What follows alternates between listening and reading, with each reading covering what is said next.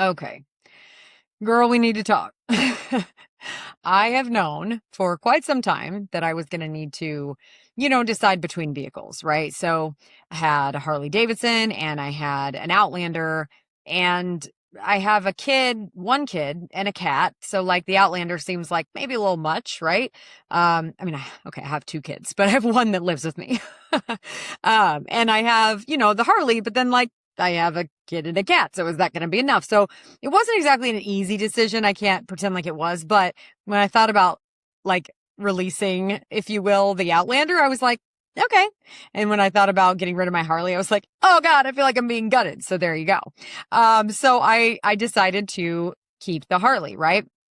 The whole reason being that I'm deciding, in case you don't know at this point in my journey, the whole plan was to leave, to get an RV, to sell everything and to hit the road, right?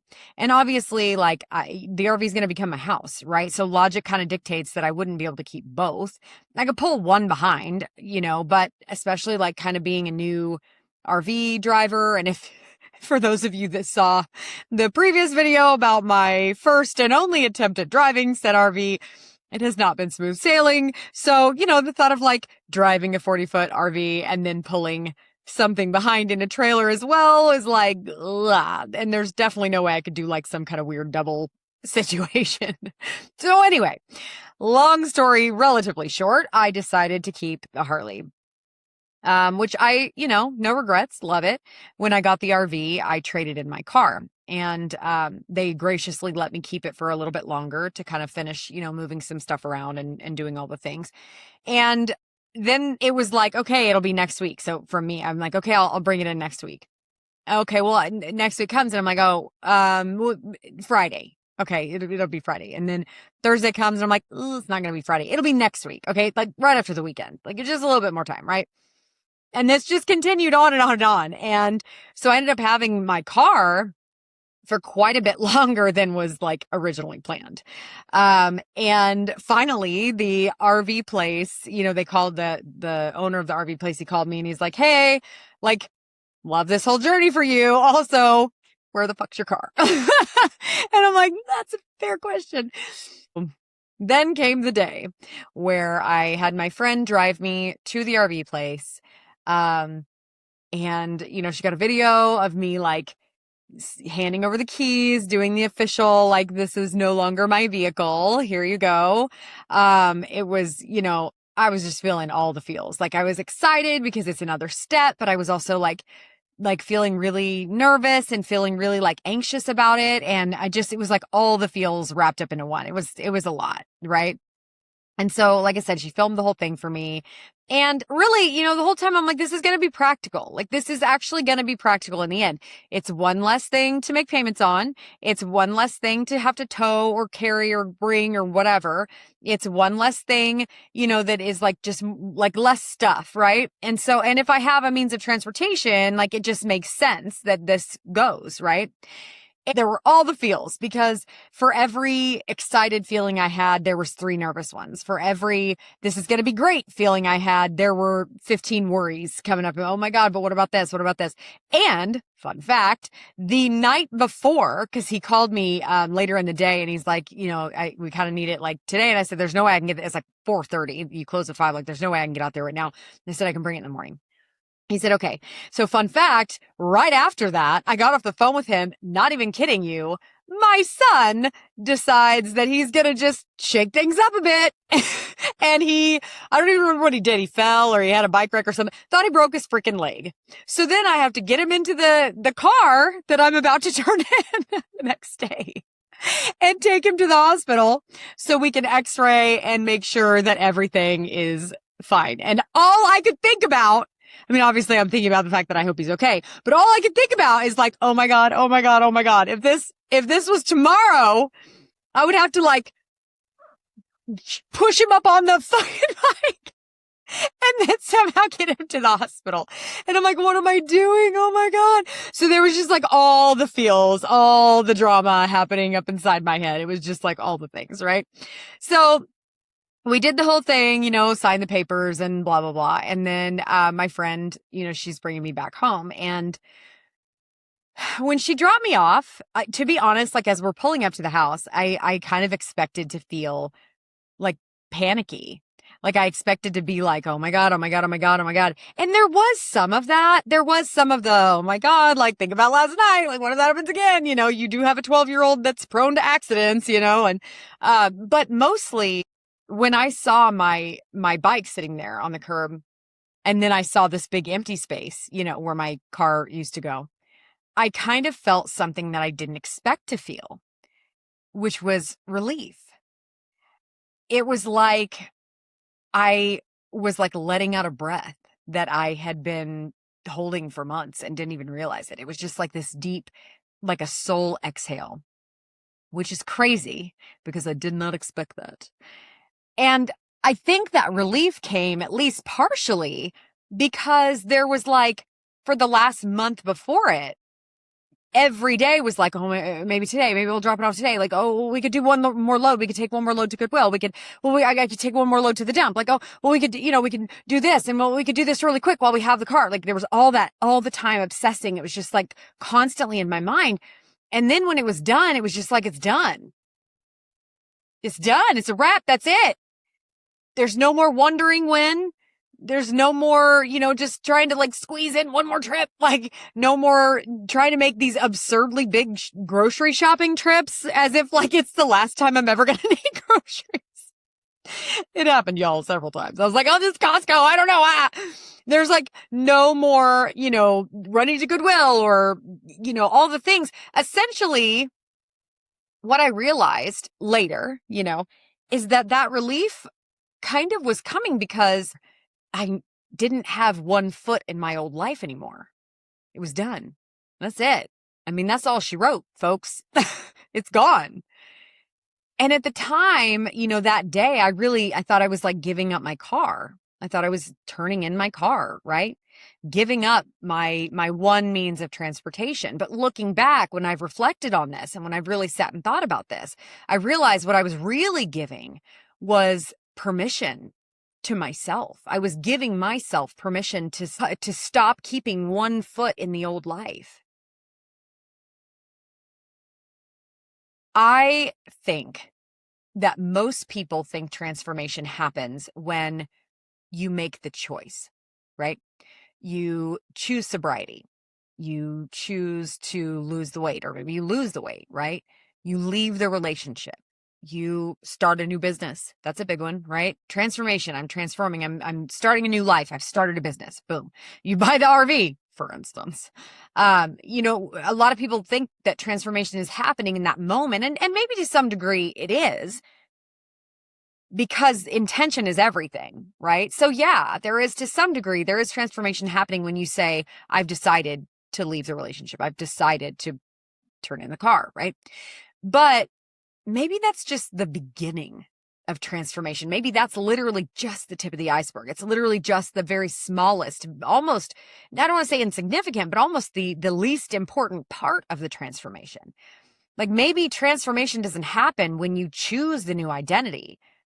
Maybe the real, I was going to say meat of the sandwich, but I don't eat meat. So maybe the real vegetables of the sandwich, that's not a good example either. Maybe the real solid part of transformation is happening when you stop preparing for the old life to come back. And here's where this thought led me. Okay. And this is why I came to this conclusion. This is what this whole thing came back to, because when I was thinking about all this stuff and I was, you know, and I've been going through all my stuff lately and I've been, you know, getting rid of stuff and, you know, really just deciding what is important to keep, what am I going to allow to take up space in my life moving forward, et cetera, you know, physically and metaphorically. Right.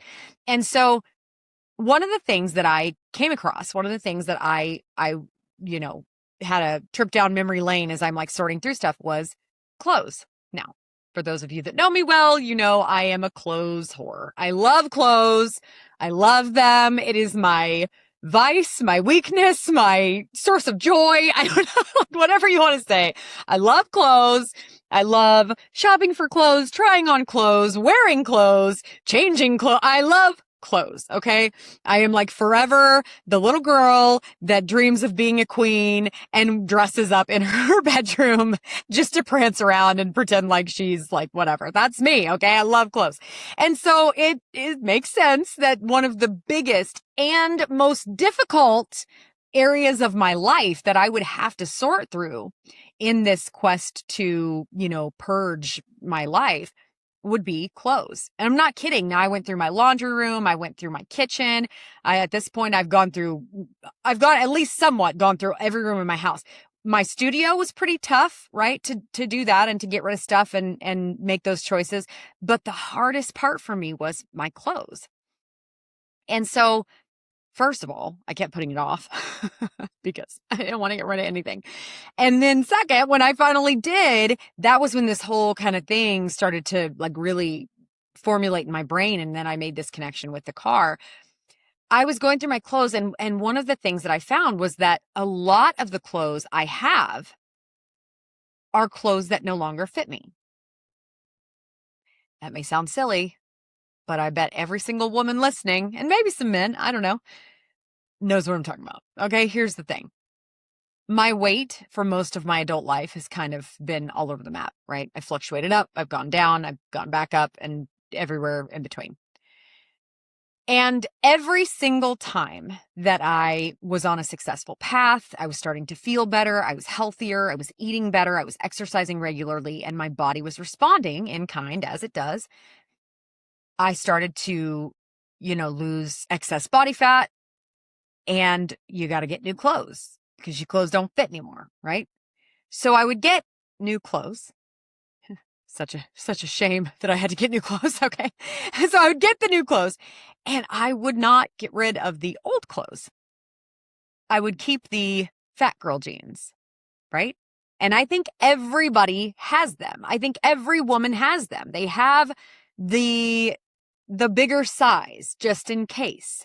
They have the bigger, a couple of dresses maybe that they hang on to. The jeans are the ones that I've actually talked to multiple people about, and everybody's like, me too. I did that too, just in case. They're packed away, but like just in case I need them. It's like the backup jeans, right? It's the emergency clothes.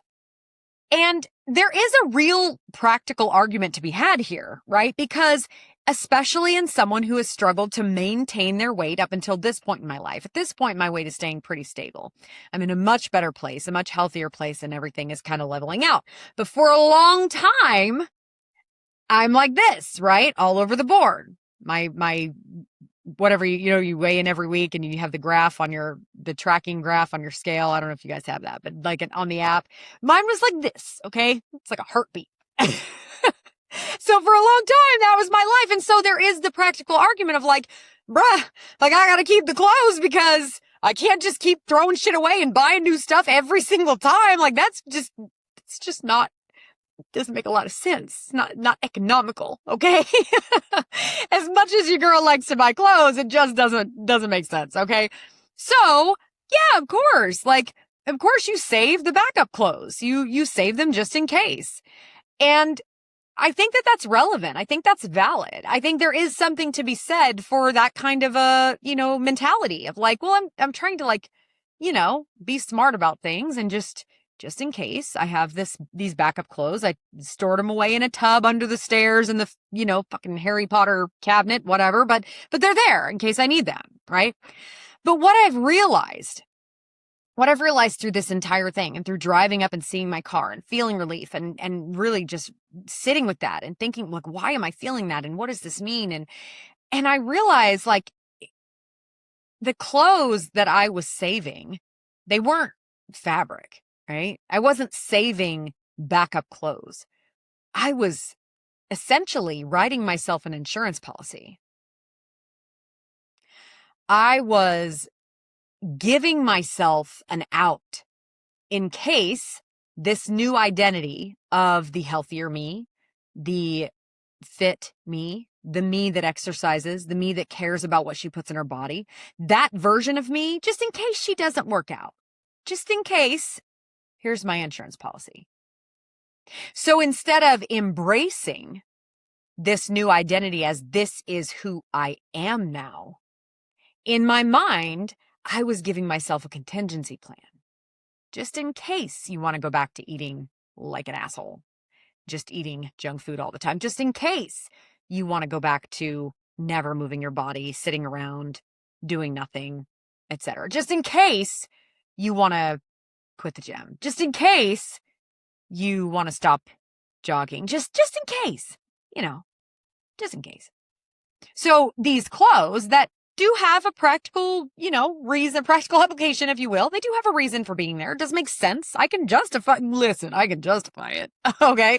I can justify it. They actually were they were holding a deeper meaning. They weren't just backup jeans. They were a backup life. They were a backup body. They were a backup identity. It's like every single pair of these jeans was quietly telling me, don't trust yourself. Don't get too comfortable.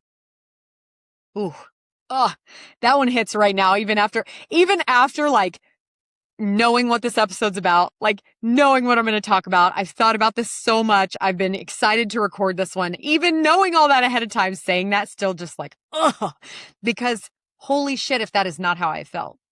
Oh my God, I'm doing so great. This feels so good. It's so good. But don't get too comfortable.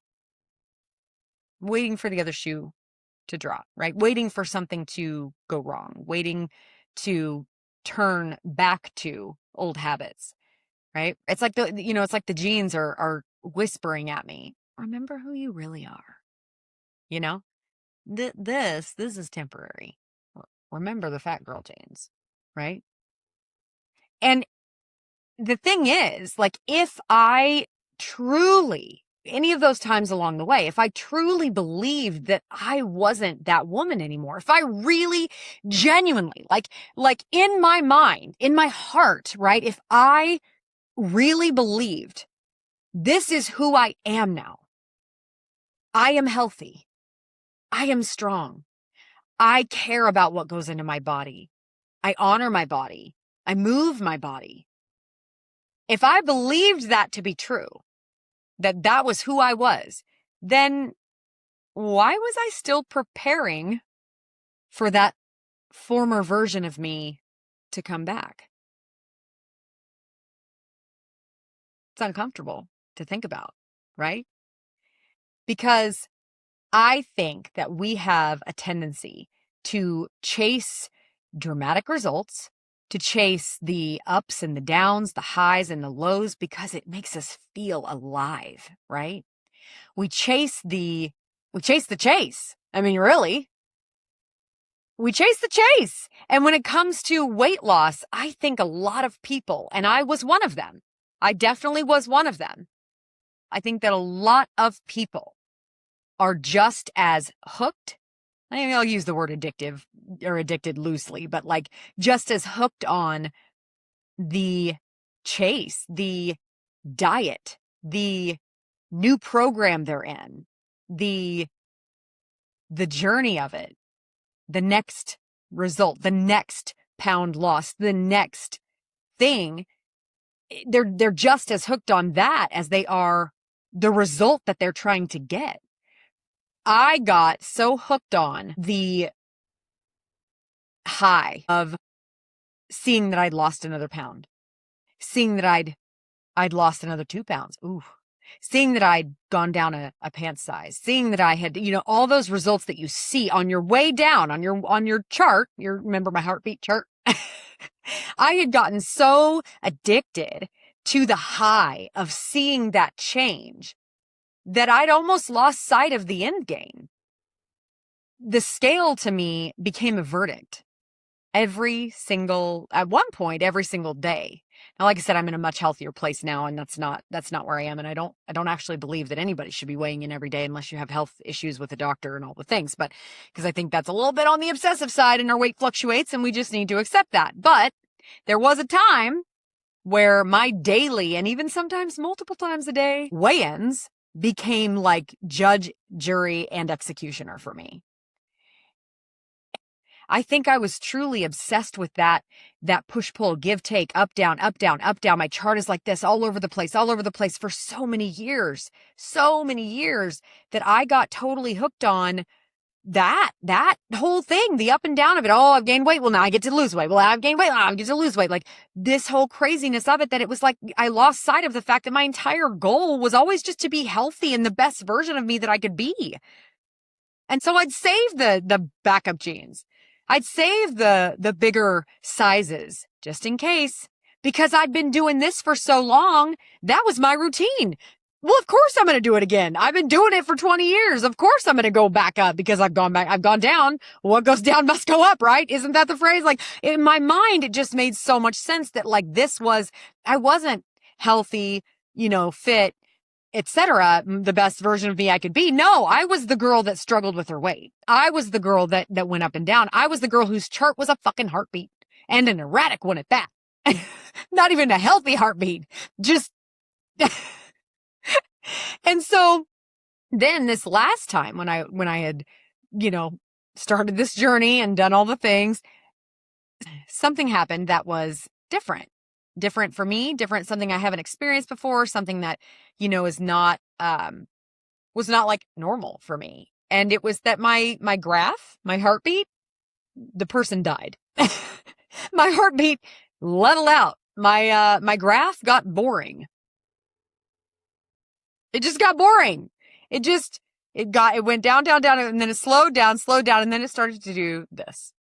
There's little fluctuations here along the way, but for the most part, it was just steady Betty. Okay.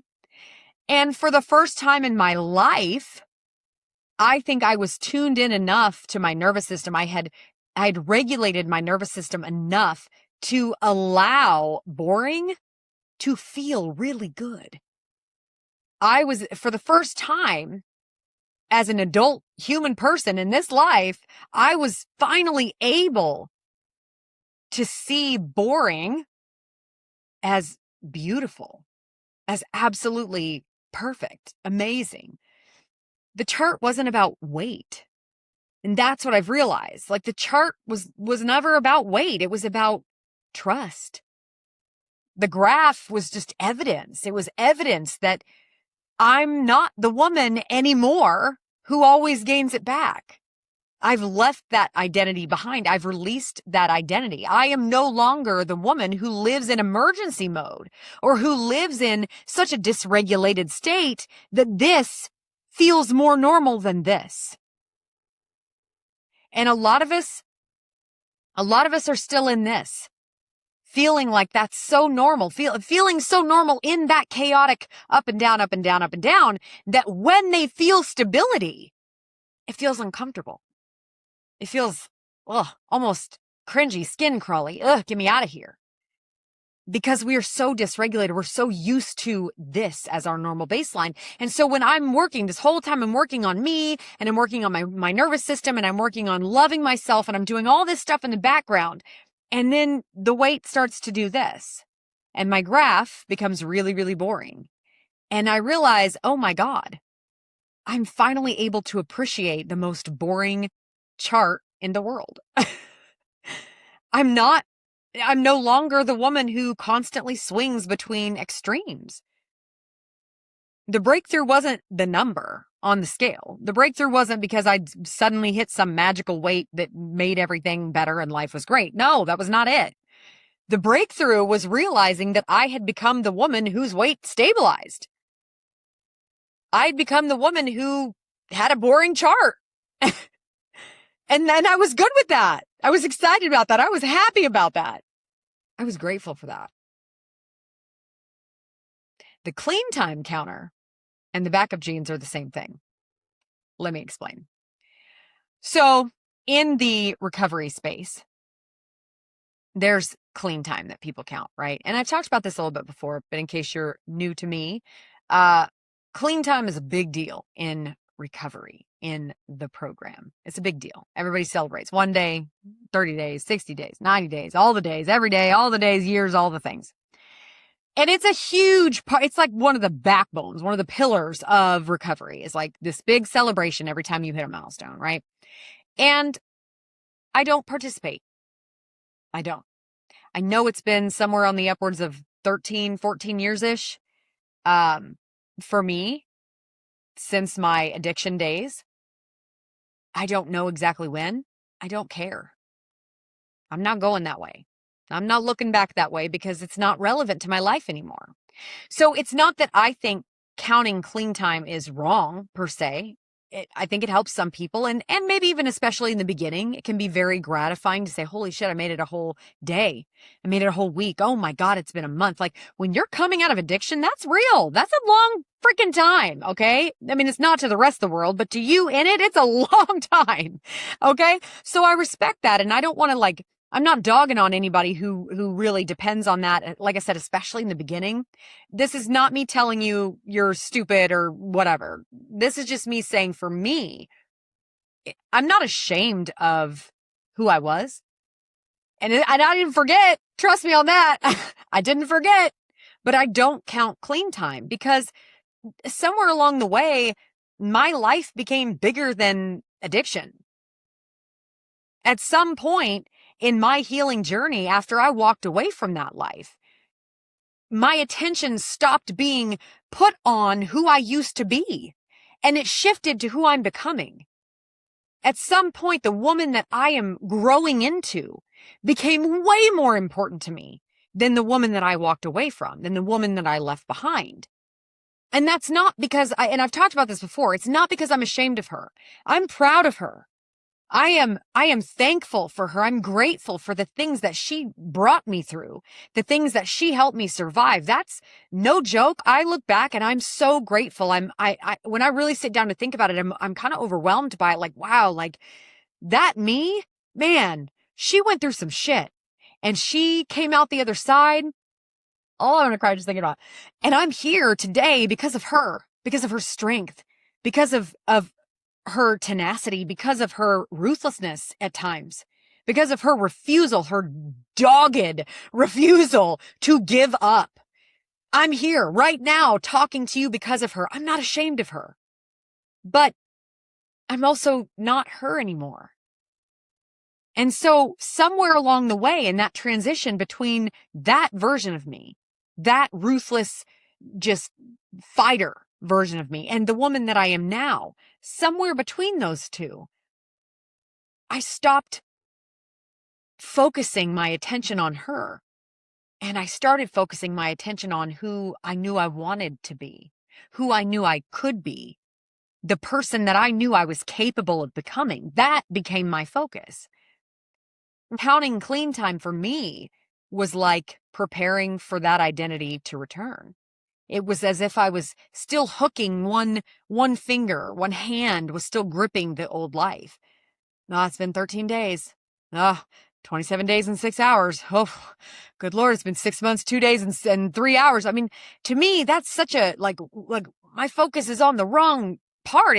I'm looking the wrong way. And that focus on who I was, it kept my attention pointed backwards, the wrong direction. It kept me gripping something that I was ready to leave behind.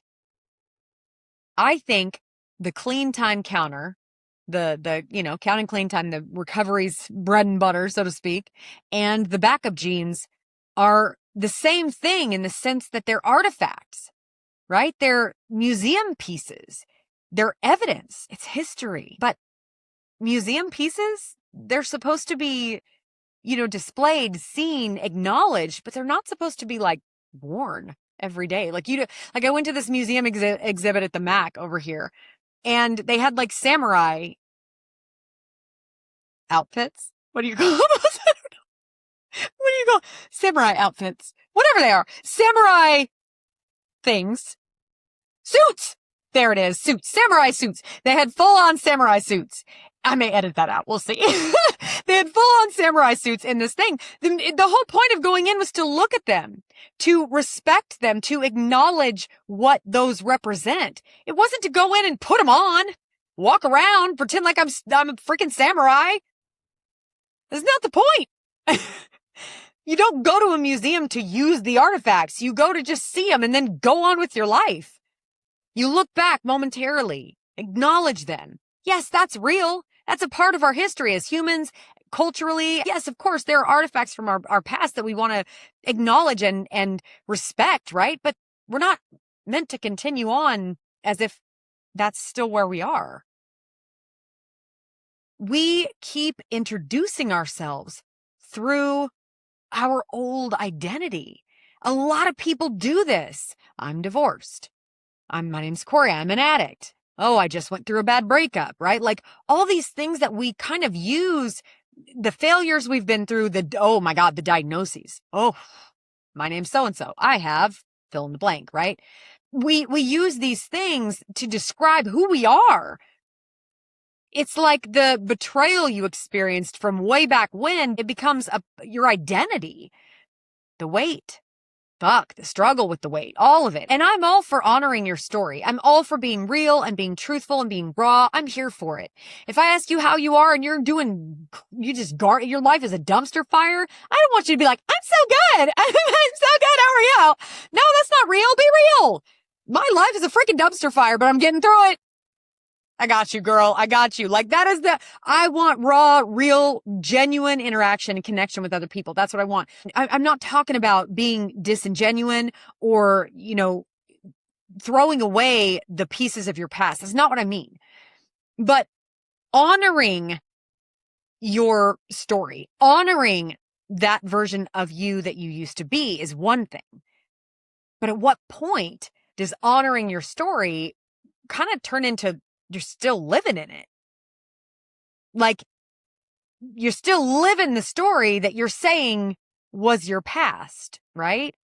And I talked about this in a previous episode. It's like when you've experienced something really hard or something, you get in a car wreck in the morning or something really bad happens on your way out the door. I don't know, you spill a dozen eggs, your kid breaks a window, whatever it is, right? On your way to work. And then what happens is you go to work and you tell that story over and over and over and over again. And every time you say it, you're getting riled up all over again. Every time you tell somebody, you're getting mad all over again. You're talking about the guy that cut you off in traffic and your body's tense and now you're back in it. You're reliving it. You're reliving it.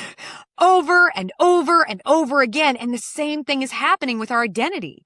The things that we've gone through, the versions of us that we've been, we talk about them in ways we speak from this moment through the experiences of our past as if that is still who we are, as if that is still running the show right now, today.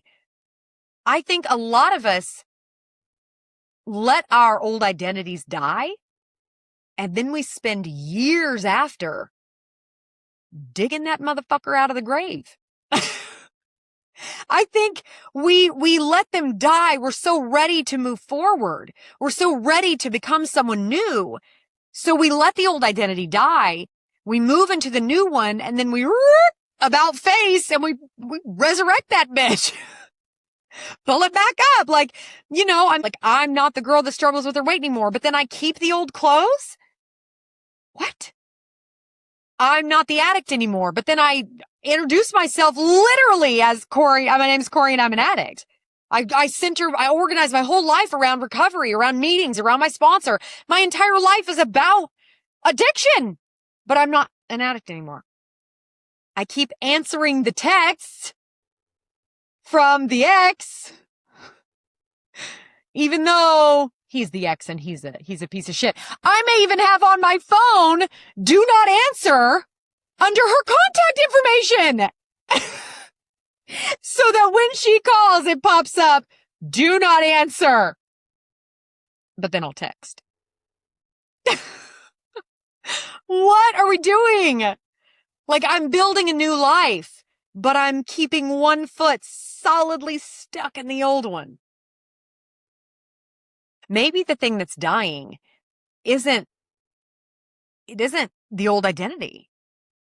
Or maybe it isn't just the old identity. Maybe what's dying, maybe what needs to die the most is our constant need to return to the old identity, to return to the comfort. Do you know how much energy it takes to keep one foot stuck back behind you? It's like trying to run a marathon and you got one foot tied to a freaking rock. Literally dragging old baggage. Like, I remember in rehab one time, my counselor, she wanted to press the point home that I was hanging on to some shit.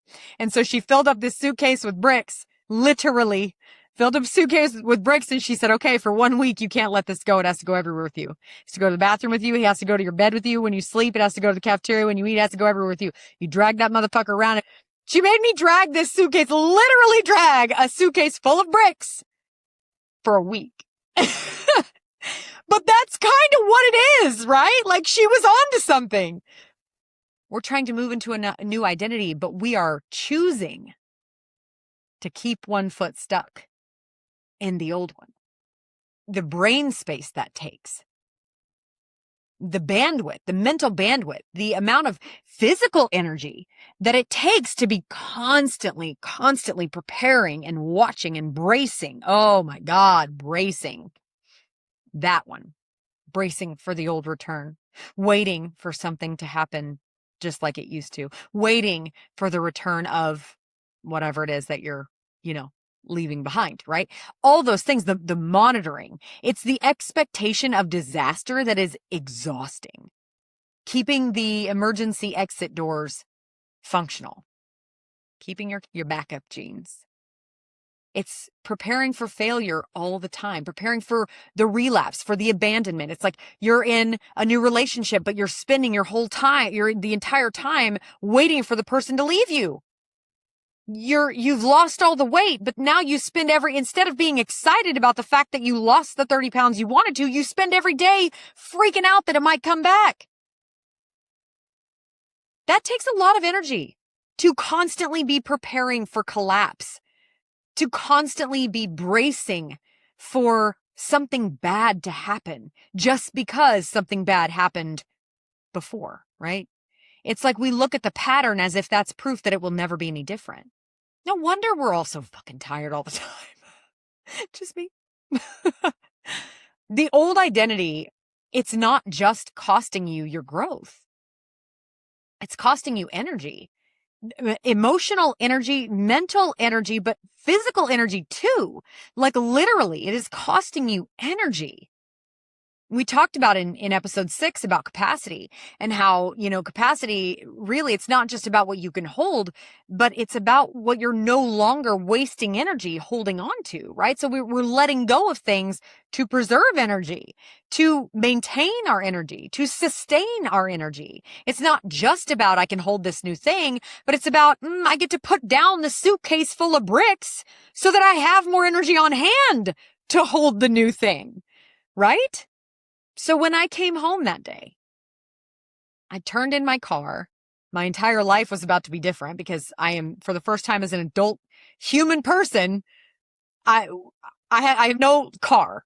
I have transportation, but I have no car. And not because my life is a shit show, but because I chose to. So this is a very new place for me to be in.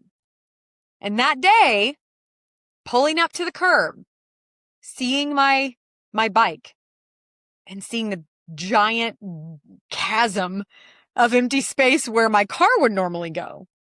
What surprised me, because there was some sadness, right? Like I said, there was some anxiety. Those things were there. But what surprised me wasn't those feelings. It wasn't the anxiety. It wasn't the sadness. It wasn't almost like a little bit of grief, maybe. It was the feeling of relief that surprised me the most.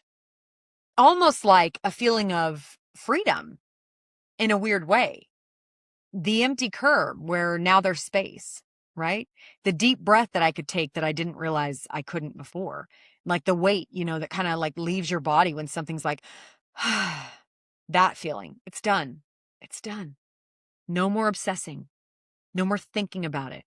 No more trying to do all the things right now, immediately, right now. I can't do, my head constantly swimming around all the things that I need to do right now because I'm going to have to turn my car on because when am I going to have to drive? I can't do it today. Maybe I can do it tomorrow. Maybe I can do none of that anymore. It's done.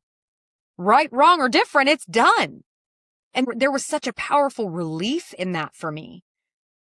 I thought I was losing something. But what I was actually losing was the burden of preparing to go back to my old life. I was losing the weight of my insurance policy, my contingency plan. Sometimes you don't realize how heavy something is until you put it down. I'm not kidding. That week with the suitcase was rough, y'all. And there were points where I was literally dragging it instead of picking it up because it was just too heavy. When I finally got to turn that thing in, oh my God. It was like life was totally different, right? Because I didn't have to carry it anymore. I got to put it down. Maybe freedom isn't getting everything you want. Like maybe freedom is finally trusting yourself enough to stop preparing for the return of the life you've already outgrown. So I want to challenge you on this one. This is a little different. I haven't ever done this before, but I want to challenge you. I want you to find one thing in your house, in your car, at your job, whatever it is. It could be a physical thing. It could be, an object. Maybe it's a story that you're telling yourself, right? Maybe it's a label. Maybe it's a pair of jeans. Find one thing that is your contingency plan. Find one thing that is your insurance policy. And I want you to ask yourself, hold the thing, look at the thing. If it's a story, think about the thing. Maybe write it down and see it in front of you. And ask yourself, am I keeping this, fill in the blank, because I actually need it? Is this something that is enriching my life in some way? Is this making my life better somehow? Do I actually need this thing, or am I only holding on to it because I am still preparing to become the person who needed it in the first place?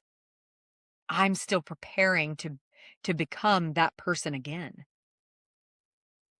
At some point, your next life, the next version of who you're becoming, it has to stop being a trial run and start becoming home. Welcome to the detour.